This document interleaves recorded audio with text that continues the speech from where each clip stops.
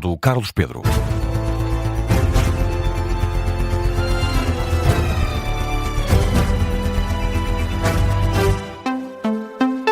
Jornal das 9 na Rádio Observador. Carlos, bem-vindo de volta. Falamos de Vladimir Putin. Acredita que o conflito na Ucrânia está a chegar ao fim, mas afasta Donald Trump de um eventual processo de paz. A notícia é da agência estatal TASS e é a primeira vez que Putin admite um possível fim da guerra. O presidente russo foi questionado sobre a situação na guerra da Ucrânia e respondeu, passando a citar: "Acho que as coisas estão perto de acabar." Putin, que acredita na vitória da Rússia, o líder do Kremlin defendeu esta manhã, durante o discurso no dia da vitória para a Rússia, que a causa de Moscovo é legítima. Ao lado destes guerreiros russos há trabalhadores, engenheiros, cientistas e inventores. Mantêm as tradições dos seus antecessores, recorrendo à experiência de combate moderna. Criam armas avançadas e únicas e utilizam-nas em grande escala. Há uma verdade constante: as pessoas fazem o destino do país. Temos um objetivo comum e todos os cidadãos russos contribuem para a vitória. Tenho a certeza de que a nossa causa é a correta. A vitória sempre foi e sempre será nossa. Vladimir Putin esta manhã. Depois disso, o presidente russo falou ainda sobre um eventual encontro com Zelensky. Putin admite essa hipótese, mas só se isso significar uma paz duradoura. Já sobre a participação de Donald Trump no processo de paz, Putin agradece que os Estados Unidos tenham facilitado as negociações, mas avisa que a paz é um assunto para ser tratado por Moscovo e por Kiev. E Carlos, o cidadão português que está a bordo do navio com casos de antavírus vai seguir até aos Países Baixos, apesar do navio atracar na próxima madrugada nas Canárias. Informação das autoridades portuguesas. A Direção-Geral da Saúde tinha dito na sexta-feira, ontem, que não tinha conhecimento de qualquer ocupante do cruzeiro que quisesse ser recebido em Portugal. Agora, a DGS esclarece que o único português a bordo do MV Ondios não reside em Portugal. O navio chega na próxima madrugada à ilha de Tenerife, nas Canárias.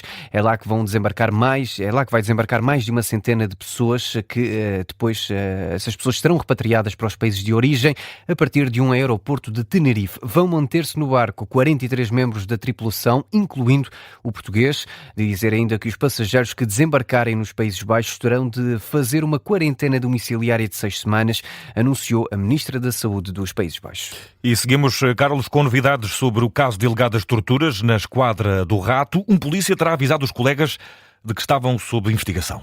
A notícia é da TVI e CNN Portugal e dá conta de que os telemóveis dos suspeitos revelaram que um colega da PSP avisou os agentes de que estavam a ser vigiados e que iriam ser alvo de buscas. Isso terá permitido aos polícias saberem alguns dos locais que iriam ser alvo de buscas, pedir aconselhamento a advogados e até, num dos casos, pedir baixa médica no dia anterior à operação. A informação foi obtida graças à apreensão dos telemóveis dos 14 suspeitos que continuam, entretanto, detidos. Que continuam detidos e que assim vão continuar, Carlos, por mais 2 dias, isto porque só se vão ficar a conhecer as medidas de coação na segunda-feira. Prisão preventiva para 4 dos agentes e domiciliária para outros 3 é o que pede o Ministério Público. 14 polícias são agora suspeitos de 19 crimes de tortura, além de outros crimes que incluem ofensas à integridade física, abuso de poder e falsificação de documentos. Já esta tarde, depois das sessões da manhã no Campos de Justiça, o advogado de defesa de um dos suspeitos deixou dúvidas sobre a conduta do Ministério Público. Aos jornalistas, Carlos Melo Alves explica ainda o que pode estar em causa. A maioria das situações aqui são agentes da autoridade que são chamados para intervirem em situações graves, algumas delas de violência doméstica. Chegam lá, deparam-se com agressores violentos e têm que utilizar a força necessária para os maniatarem. E às vezes, em resultado disso, essas pessoas são feridas. Eu tenho receio que, se o Ministério Público tiver razão naquilo que está a dizer, que os elementos da autoridade estejam a ser condicionados em determinadas ações policiais que não podem exercer a força que é necessária. Carlos Melo Alves, um dos advogados de defesa neste caso de alegadas torturas realizadas na Esquadra do Rato. As medidas de coação são conhecidas na segunda-feira a partir das 9 da manhã. E também marcará a atualidade nacional, Carlos Pedro. Os médicos do INEM querem ser abrangidos pelo novo regime de horas extra criado pelo Governo. e já pediram explicações à Ministra da Saúde. Em causa está um novo regime de incentivos ao trabalho suplementar destinado aos médicos que asseguram escalas de urgência e que prevê incentivos entre os 40% e os 80% do salário base. No diploma aprovado em Conselho de Ministros, não fica claro se os médicos vão ou não ser abrangidos por este regime. No entanto, dado as experiências passadas, a Comissão de Trabalhadores tem receio de que não sejam considerados como serviço de urgência.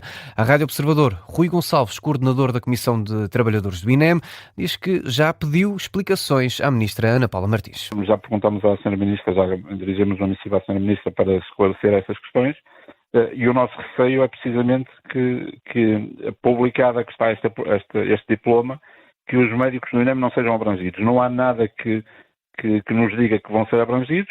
Como lhe disse, apesar de não existir nenhuma evidência que eles estão excluídos, o que existe é, já no passado, uma dificuldade de atribuir aquilo que é considerado serviço de urgência aos médicos do INEM. Já sobre eventuais formas de luta, Rui Gonçalves diz à Rádio Observador que ainda é cedo para decidir. E vamos ainda falar de futebol, ainda que no domínio disciplinar. Carlos Pedro, jogador do Vitória Sport Clube, Nelson Oliveira, desmente o clube e diz que foi castigado por defender um colega de uma situação injusta. Os vimaranenses anunciaram ontem que o internacional português foi afastado do plantel principal por motivos disciplinares, mas agora o avançado veio negar essa informação e mostrar até indignação. Através das redes sociais, Nelson Oliveira diz que apenas defendeu um colega de equipa numa situação que considerou injusta. O avançado garante estar de consciência tranquila e acusa o clube de incoerência e de, antes desta polémica, lançar uma notícia a justificar a ausência do jogador com uma lesão que diz nunca ter existido. Nelson Oliveira é um dos capitães de equipa do Vitória e leva nesta época 5 golos em 32 jogos. 7 minutos para lá das 9 da noite. Vamos ainda nesta edição das 9. Carlos Pedro atualizar, a informação de âmbito local. E no Seixal, o Cinema São Vicente estreia amanhã o espetáculo de teatro musical O Segredo do Rio, inspirado na obra de Miguel Sousa Tavares. A peça é interpretada pela companhia Chão de Oliva e passa uma mensagem sobre a relação entre o ser humano e a natureza. Começa às 11 da manhã. Em Oeiras já abriu portas, mais uma edição do evento enogastronómico à prova Oeiras. Os produtores de vinho de várias regiões do país juntam-se para além de haver propostas gastronómicas de restaurantes do concelho. A programação inclui ainda workshops e visitas guiadas à adega. O evento termina amanhã e acontece nos Jardins do Palácio Marquês de Pombal. Em Santarém, a exposição A Presença no Vazio foi inaugurada hoje no Fórum Ator Mário Viegas. As obras são das artistas Catarina Gaspar e Beatriz Figueiredo e mostram uma reflexão sobre os conceitos de presença, ausência e espaço. Pode visitar a exposição até o dia 30 de maio. A entrada é gratuita. Em Vila do Conde há uma petição pública a reclamar a reabertura do albergue da região e já conta com mais de 5.000 assinaturas. A iniciativa foi lançada pela Associação dos Amigos do Caminho de Santiago de Viana do Castelo, que considera o espaço essencial para garantir o apoio aos peregrinos do Caminho Português da Costa. Em Porto de Mós, o Parque Verde recebe entre 13 e 16 de maio a Semana da Juventude. Há atividades dedicadas à formação, ao empreendedorismo e à orientação profissional. O programa inclui a feira de oportunidades e orientação vocacional, palestras sobre inteligência artificial e um concurso intermunicipal de empreendedorismo. A iniciativa termina com a Glow Party, com atuações de vários DJs. A fechar em Ovar, o município promove no próximo dia 27 o encontro Azulejo e Cidade. O azulejo de fachada é um dos elementos do património cultural e da paisagem urbana. A iniciativa decorre na Escola de Artes e Ofícios e vai reunir especialistas e técnicos para debater estratégias de conservação, inovação e políticas públicas ligadas ao azulejo. E o Carlos Pedro está de regresso às 9h30 para reunir em formato síntese a informação que está a marcar esta noite de sábado. Contamos contigo. Um abraço, Carlos. Até já.